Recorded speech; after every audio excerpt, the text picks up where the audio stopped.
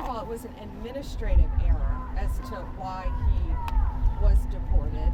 And he is a known gang member. ICE testified he was a gang member, and we believe he should stay where he is. You know, the defense had argued that he was, a journeyman, that he was training to be an electrician. Well, the last gang member we arrested, who was a violent murderer, was also hanging wallpaper in a place called the Villages in Florida, one of the biggest retirement places in our country. So these people are living among us.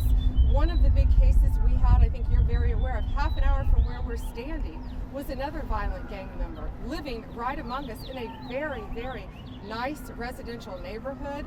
Wreaths on the door next door to him, children's bicycles. So that's what these gangs do. They infiltrate our country and they live among us.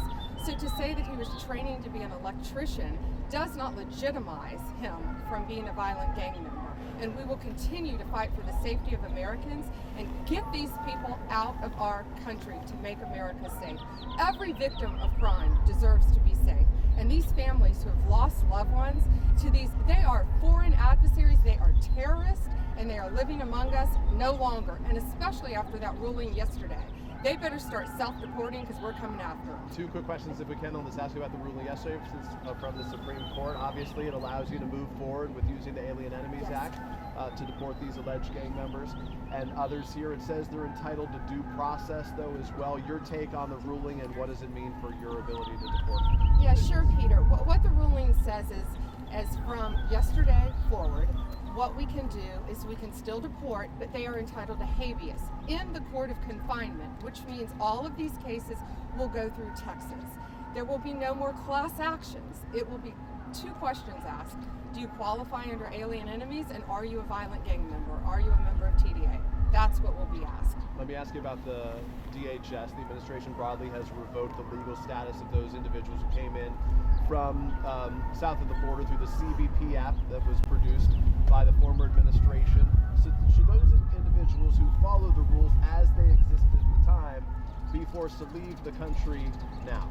Well, Peter, the rules at the time weren't fair. The rules were dangerous to Americans. I went to the border in September. I was in Yuma, Arizona, and I saw piles and piles of driver's license, IDs, passports from every country you can imagine thrown at the gate. They were handed cell phones, the CBP app, what you were discussing.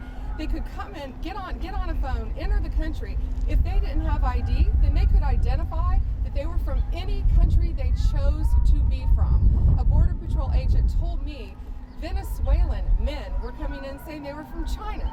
Chinese people were coming in saying they were from any country, Ireland, any country they wanted to identify that they were from, and they were walking right into our country.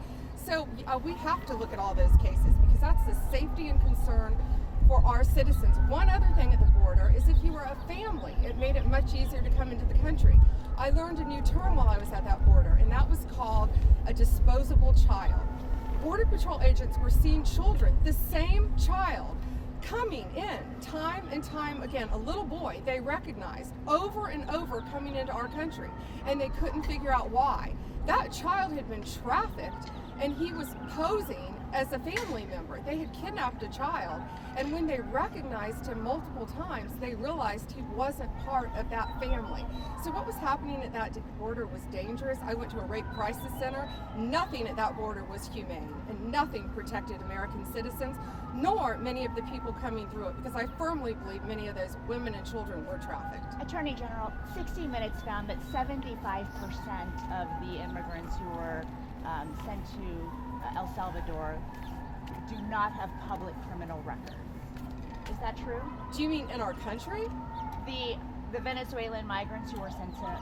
Okay, well, they're not Venezuelan migrants. They're illegal aliens from Venezuela who should not have been in our country, who are committing the most violent crimes. So if you committed a murder in our country, we're going to keep you here, and we're going to seek the death penalty, and we're going to keep you in prison because our victims' families deserve that.